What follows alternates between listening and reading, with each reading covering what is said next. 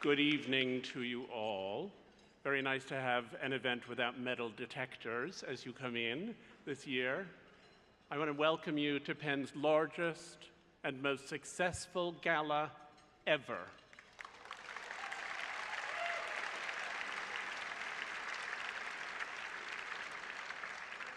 We have raised more than $1.75 million tonight, far ahead of our goal.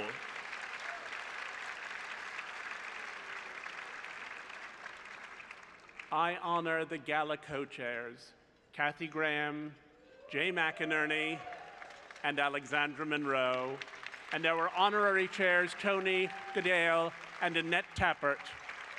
I thank the remarkable committee who have pulled this off, and the literary hosts who have been such valiant supporters of our work. I acknowledge Penn's tireless staff under the leadership of our executive director, the exceptional Suzanne Nossel.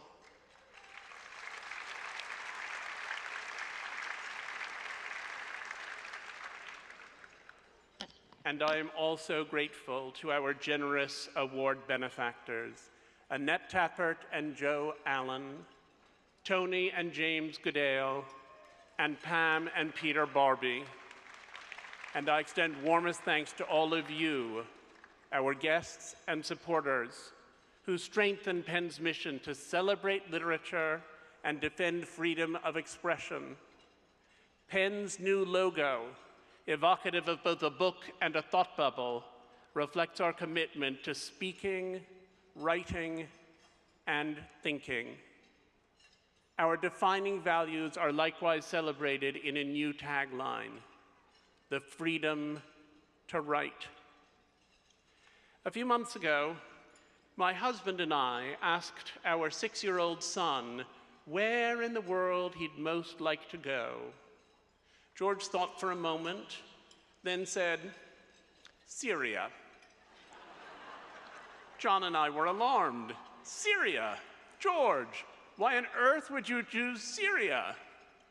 Using a phrase that is common parlance in our household, he said, someone has to tell those people about inappropriate behavior.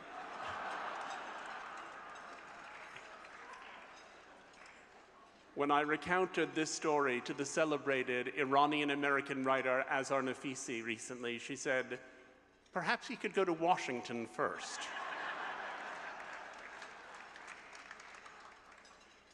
The current election cycle has repeatedly called into question the principle that words, uttered, written down, heard, are the most powerful basis there has ever been for social justice.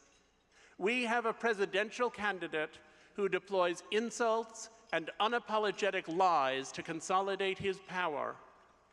We face a larger political establishment that has deliberately escalated xenophobia, frightening everyone so much that many Americans won't leave their country, nor rise to welcome those who knock on our door.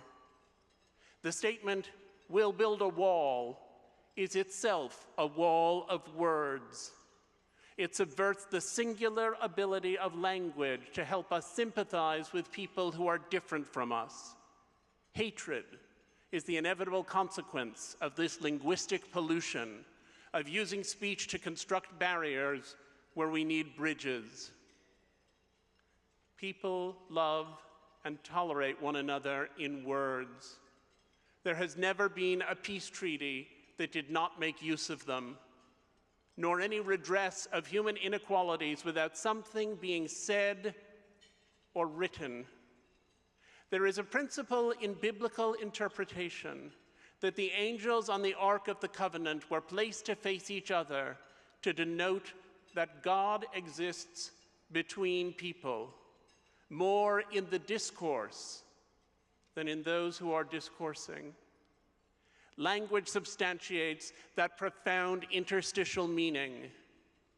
In the current electoral fandango, candidates have banked on the idea that voters won't care whether what they are being told is true, so long as they like its emotional thrust. Let all of us in this room stand for the higher use of language, on sustaining truth when powerful forces seem hell-bent on annihilating it.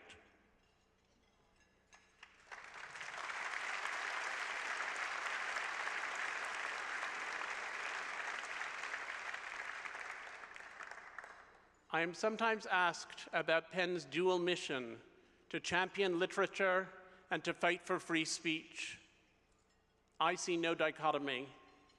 With the phrase, "the freedom to write," we contend that what is said through high art, via journalism, or by anyone voicing a well-considered opinion are all connected. If reporters don't find common cause with novelists, if essayists do not recognize the activists who confront corrupt power, we will all be diminished. There is no such thing as free speech only for writers. William Carlos Williams declared, "It is difficult to get the news from poems, yet men die miserably every day for lack of what is found there." At PEN, we hold free speech to a high standard. Free speech entails the news that censors wish to hide and the poetry that reveals our nature to us. A good book is both a window and a mirror. It allows us to see things we'd otherwise be unable to imagine, but it likewise reveals us to ourselves. Sometimes the mirror is harder to face than the window. It is becoming so now. The German natural scientist Alexander von Humboldt once said, "The most dangerous worldview is the worldview of those who have not viewed the world." We cannot view the whole world physically, but we can encounter it by reading. Opposition can weaken speech, but it can likewise strengthen it. Those whose speech is most constrained are often the ones who whisper with greatest urgency. We at PEN are a noisy, obstreperous lot. Silence is not so golden around here.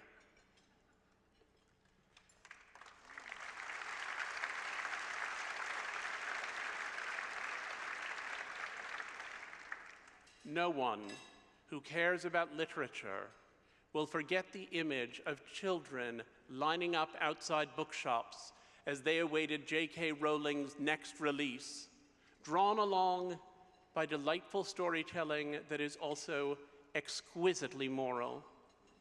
Those who read Rowling's work emerge better suited to build a principled world.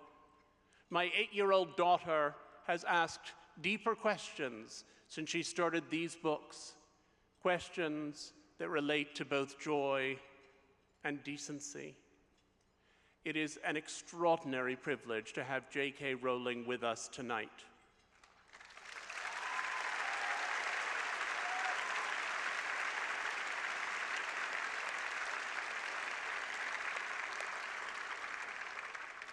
I want to offer a word of undying gratitude to our publishing honoree, Hachette CEO Michael Peach.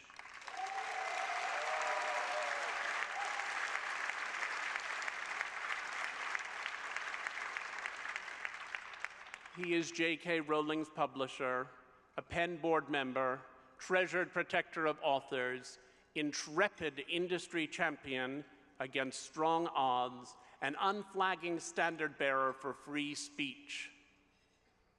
A free speech organization advances the freedom to be heard.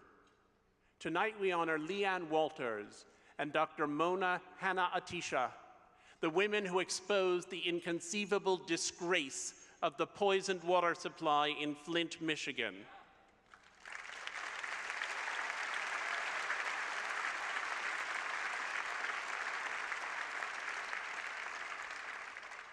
The voices of the disenfranchised are seldom heard by those elected to represent them. These two women made their cause audible even as local and state governments tried repeatedly to discredit them as hysterics.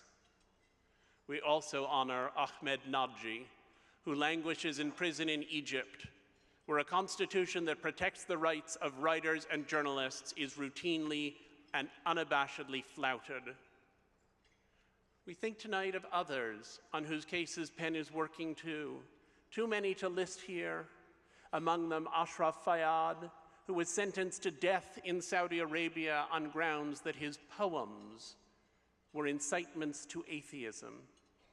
We join the effort through which his sentence has been commuted to 8 years in prison and 800 lashes, which is said to constitute benevolence and mercy.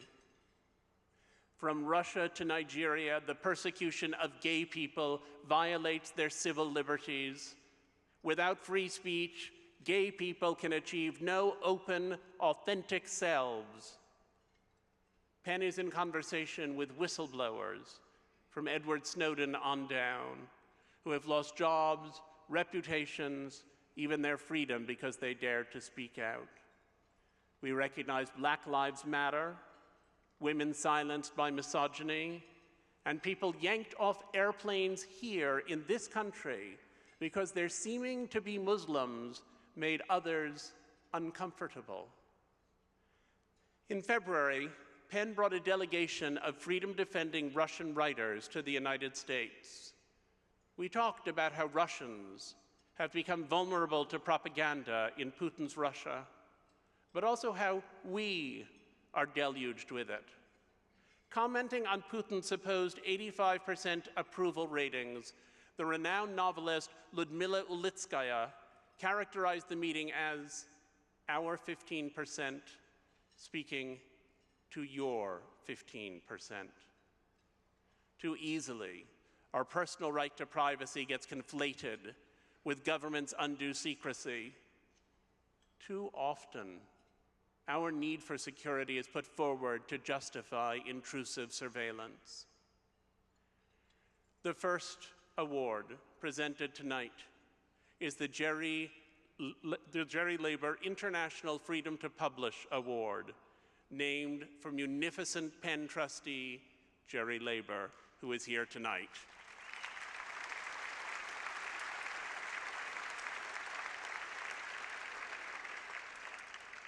It is given to a publisher outside the United States who has demonstrated exceptional bravery, and this year goes to Bangladeshi publishing house Shudhashar. Shudhashar has incurred the wrath of Islamic extremist groups for printing and distributing secular and rationalist work. PEN has drawn the world's attention to a pattern of murders of secular bloggers and publishers in Bangladesh, many of whom have been hacked to death. We have spurred the United States to offer safe haven to those most at risk and are galvanizing the United Nations to act as well. Mahbub Lilan joins us tonight on behalf of Shudhashar. Please stand.